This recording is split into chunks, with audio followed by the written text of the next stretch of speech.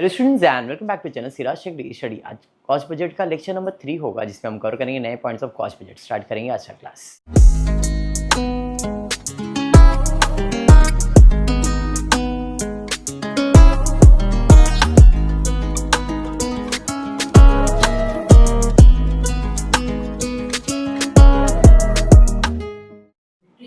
Cost budget जो है अभी मेरे हिसाब थर्ड या फोर्थ लेक्चर, मेरे हिसाब से फोर्थ रहेगा शायद।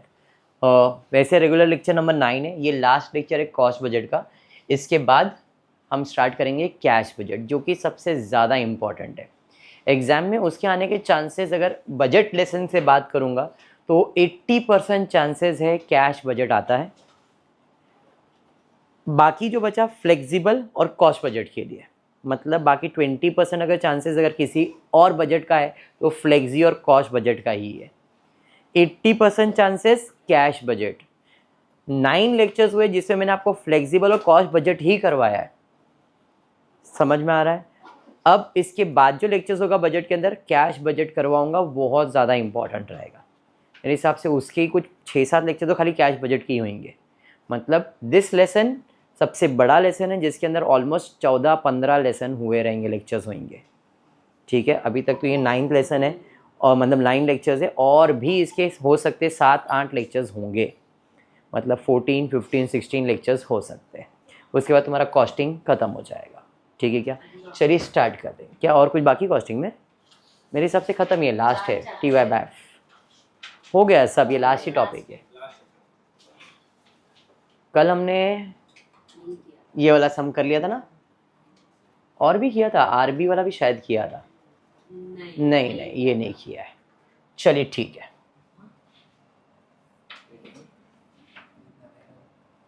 Page number 53, sum number 9। ठीक है Sujal, where is your text book? In your text book है आप लोग के पास हमेशा? नहीं, उसका नहीं, आपका। अच्छा, वो आपका ही है। नेहा टेक्स्ट बुक है, रौनक है। चलिए, आपका टेक्स्ट बुक कहाँ है? क्या मैडम, टेक्स्ट बुक कहाँ है? जाओ लेके आ जाओ। नहीं चलेगा, चलेगा। बिना टेक्स्ट बुक के सम्स के लिए तुम लोग बैठते हो, समझ में नहीं आता तुम लोग को। अरे वो एग्जाम, तो तुम्हारा एग्जाम है ना, मेरा थोड़ी है। छोड़ो, जाने दो। Kanan will start. हाँ बेटा। X limited produce and market 3 product. X limited जो कंपनी है वो प्रोडक्ट बनाती भी है और बेचती भी है। मार्केट मतलब सेल्स है यहाँ पे। कौन से 3 प्रोडक्ट है? एक चेयर, एक टेबल और एक बेंचेस है। ठीक है। The company is interested in presenting it's budget for next quarter. Next quarter मतलब 3 मंथ्स के लिए बोला है। एंड कब होने वाला है? 31 मार्च, मतलब जनवरी, फरवरी, मार्च। It expect to sell 4,200 chair, 800 table और 500 बेंच। तो ये यूनिट्स दिया हुआ है, बराबर है। During the set period at a selling price of 50, 85, 158। इसका मतलब मुझे सेल्स मालूम है। सेल्स के अंदर मैं क्लोजिंग ऐड करूंगा, ओपनिंग लेस करूंगा, प्रोडक्शन मिल जाएगा। कॉस्ट बजट मतलब प्रोडक्शन बजट। समझ में आया? क्वेश्चन में यही पूछा है क्या? Prepare production budget. Sales add closing less opening, production मिल जाएगा। समझ में आया? चलिए, तो सबसे पहले अपन सेल्स ही लिखेंगे। सेल्स, चेयर का कितना सेल्स करना है? 4,000। कितने में बेचना है? 50 ना। तो मल्टीप्लाई करेंगे तो आपको आएगा 21, मतलब 2,10,000, बराबर है। अब यहाँ पे सिर्फ यूनिट्स लिखा है, आप कॉस्ट लिख सकते हो बिकॉज यहाँ पे ये सब भी यूनिट्स में ही दिया है, बट आप मल्टीप्लाई करके लिखोगे तो भी चलेगा। कॉस्ट मालूम नहीं है, इसलिए सिर्फ यूनिट का कैलकुलेशन दिखाया है। किसका कॉस्ट मालूम नहीं है? ओपनिंग और क्लोजिंग का कॉस्ट नहीं मालूम है, इसलिए यूनिट्स लिखा है। समझा ये? तो सेल्स यूनिट मिल गया, ऐड करूंगा क्लोजिंग स्टॉक, तो क्लोजिंग स्टॉक 200, 350। टोटल करोगे तो 4,400, 1,000 और 550, बराबर है। माइनस करूंगा ओपनिंग,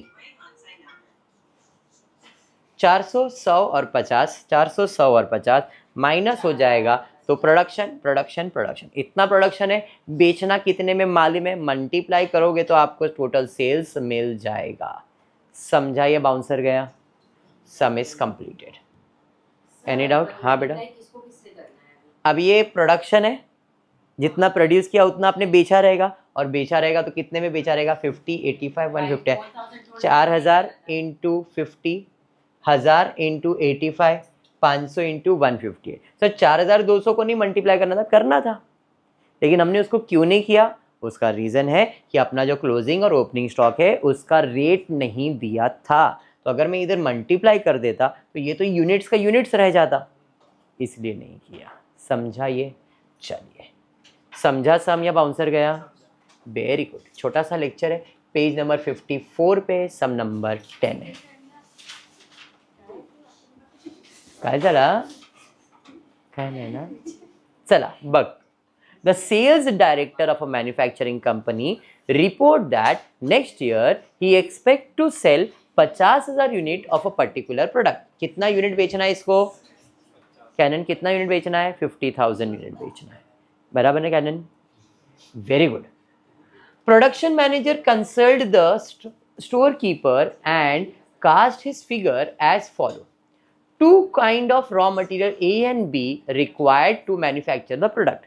मतलब जो ये प्रोडक्ट बेचने वाला है वो बनाने के लिए दो मटेरियल लगता है, मटेरियल ए और material B. Each unit of product required 2 unit of A जिसका कॉस्ट है 5 एंड 3 यूनिट ऑफ बी जिसका कॉस्ट है 3। इसका मतलब क्या है? इसका मतलब क्या है? What is the meaning? हाँ समझ गया यहां तक मुझे। आगे हम जो भी प्रोडक्ट बनाने वाले हैं, हमने टोटल 50,000 यूनिट बनाने वाले हैं, बेचना है ना, तो प्रोडक्ट बनाना पड़ेगा। अब प्रोडक्ट फॉर एग्जांपल ये मेरा पेन है, ये पेन बनाने के लिए मुझे दो टाइप के मटेरियल लगने वाले हैं, मटेरियल ए और मटेरियल बी। अब कितना मटेरियल ए कितना मटेरियल बी एक पेन बनाने में लगने वाला है, तो उसके बारे में बोला है एक प्रोडक्ट बनाने के लिए, एक फिनिश प्रोडक्ट बनाने के लिए each unit of the product required 2 unit of A and 3 unit of B. मतलब एक प्रोडक्ट बनाने के लिए मटेरियल ए कितना लगने वाला है? 2।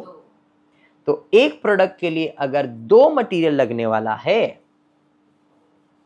एक प्रोडक्ट बनाने के लिए 2 मटेरियल लगने वाला है, तो मैंने कितना यूनिट बनाया है? तो 50,000 यूनिट बनाने के लिए कितना मटेरियल ए लगेगा? 1 लाख मटेरियल ए लगेगा। समझा? सिमिलरली एक प्रोडक्ट बनाने के लिए मटेरियल बी कितना लग रहा है? 3। तो 50,000 यूनिट बनाने के लिए बी कितना लगेगा? 1,50,000 यूनिट्स मिल रहा है। समझ में आया ये बात? तो ए और बी का यूनिट समझा कैसे निकाला? बस बाकी आपको रेट तो सब दिया है, आप कैलकुलेट कर पाओगे। ए का कॉस्ट दिया है, बी का कॉस्ट दिया हुआ है, फिर आगे दिया है opening balance for the commencement for the next year. Finish product का दिया हुआ है, रॉ मटेरियल ए और बी का दिया हुआ है, फिनिश प्रोडक्ट का 14,000, मटेरियल ए और बी का दिया। मतलब ये क्लोजिंग है और ये शायद ओपनिंग है, यहाँ पे सेंटेंस ऐड नहीं हुआ, बट ये क्लोजिंग ही रहेगा। और कुछ दिया है? नहीं। चलिए, प्रोडक्शन बजट, सेल्स क्वांटिटी कितना? 50,000 दिया था। इसके अंदर क्लोजिंग फिनिश प्रोडक्ट ये ओपनिंग है और ये आपका क्लोजिंग है, तो क्लोजिंग कितना है? 14,000। देखो क्लोजिंग, और ओपनिंग कितना है? 10,000। मैंने क्वेश्चन बोल रहा है, ऐसा सिमिलर से हमने इसके पहले किया हुआ है। तो 50 प्लस 14 64 माइनस 10, तो 54,000 प्रोडक्शन किया मैंने। मतलब टोटल प्रोडक्शन कितना हुआ है? 54। हमने तो 50 का किया था, नहीं, अब प्रोडक्शन कितने का हुआ है? 54 का। अब अकॉर्डिंगली ए और बी का मटेरियल यूज करेंगे। मटेरियल ए रिक्वायर्ड कितना है? 54 है, बट उसने बोला था एक यूनिट बनाने के लिए कितना लगेगा? ए का 2 लगने वाला, तो 54 बनाने के लिए डबल हो जाएगा उसका, 54 इंटू 2 1,08,000 हो जाएगा।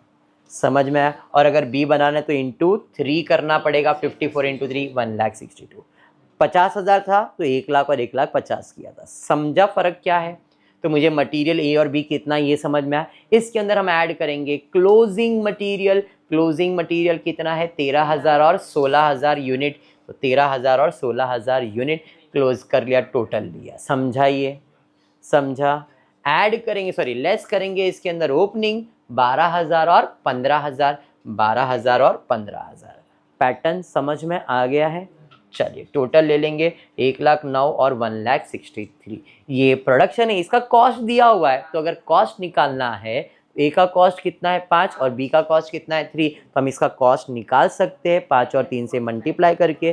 तो 5,45,000, 4,89,000। सम इज कंप्लीटेड। कॉस्ट बजट समझ में आ गया है? पैटर्न ऑफ कॉस्ट बजट समझा है? कॉस्ट बजट बोलो या इसका दूसरा नाम है, वेरी गुड, प्रोडक्शन बजट। समझा? पैटर्न कैसा है? Sales, closing, opening, production. और फ्लेक्सिबल में कैसा है? सेल्स लेस वेरिएबल तो कंट्रीब्यूशन माइनस फिक्स कॉस्ट तो प्रॉफिट। समझा? पैटर्न क्लियर हो गया 100%। चलिए तो फिर आज का क्लास इतना ही रखेंगे। होपफुली वीडियो पसंद आया तो प्लीज़ वीडियो को लाइक कर देना, फ्रेंड ग्रुप में शेयर करना, चैनल को सब्सक्राइब करना। Thank you for watching the video.